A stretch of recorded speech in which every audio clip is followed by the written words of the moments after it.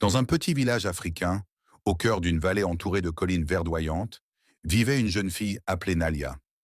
Nalia était connue dans tout le village pour deux choses, sa beauté et son intelligence. Sa démarche attirait les regards, ses yeux brillaient comme deux étoiles dans la nuit, et son sourire faisait battre les cœurs. Mais ce qui la distinguait vraiment, c'était son esprit vif. Elle parlait avec sagesse et savait réfléchir mieux que beaucoup d'hommes. Pourtant, Nalia avait un rêve qui dépassait les limites de son village. Elle voulait une vie de luxe.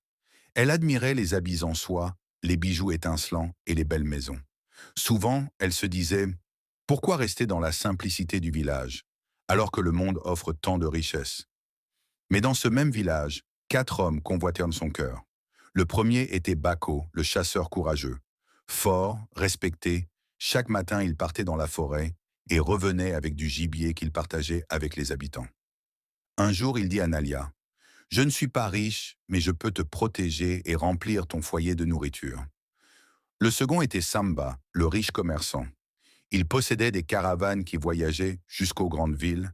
Il avait des tissus rares et des pièces d'or.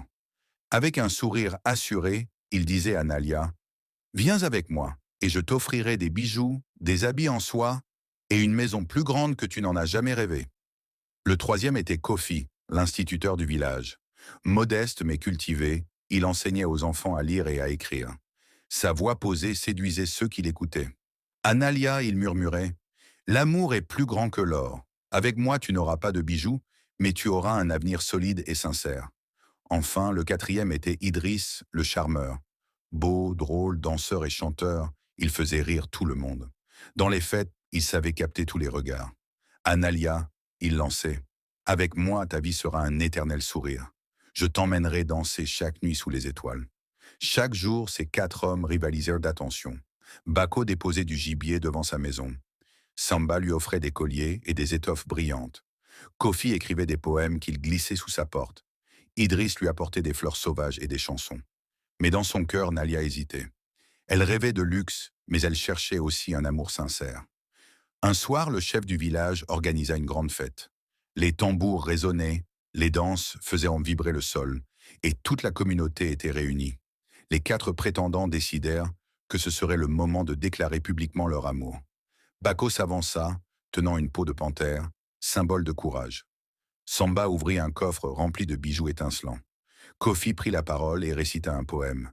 La beauté s'efface, la force se brise, la richesse se perd, mais l'amour vrai dure toujours. Puis Idriss, sous les cris de la foule, exécuta une danse envoûtante qui fit applaudir tout le monde. Le village entier regardait Nalia. Le silence tomba.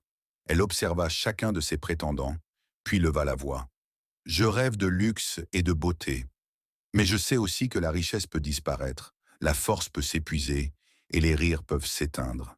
Celui que je choisirai devra m'aimer au-delà de tout cela. » Elle fit quelques pas et se tourna vers Kofi, l'instituteur. Un murmure parcourut la foule. Certains disaient « Pourquoi refuser la richesse de Samba? Pourquoi préférer un simple instituteur ?» Mais Nalia expliqua « Kofi n'a pas d'or, mais il a une vision. Avec lui, je construirai une vie de paix et de respect. Le vrai luxe n'est pas dans l'or, mais dans la sincérité. » Les années passèrent. Samba continua ses voyages, Idriss ses fêtes et Bako ses chasses. Mais Nalia et Kofi bâtirent une petite maison remplie d'amour. Ensemble, ils enseignaient aux enfants, plantaient des arbres et participaient à chaque décision du village. Peu à peu, les habitants comprirent que Nalia avait fait le meilleur choix.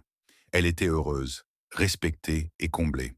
Et souvent, elle répétait à ses amis, « Le vrai luxe, ce n'est pas ce que l'on porte, mais ce que l'on vit. » Ainsi, Nalia devint non seulement l'épouse du sage, mais aussi la femme la plus respectée du village.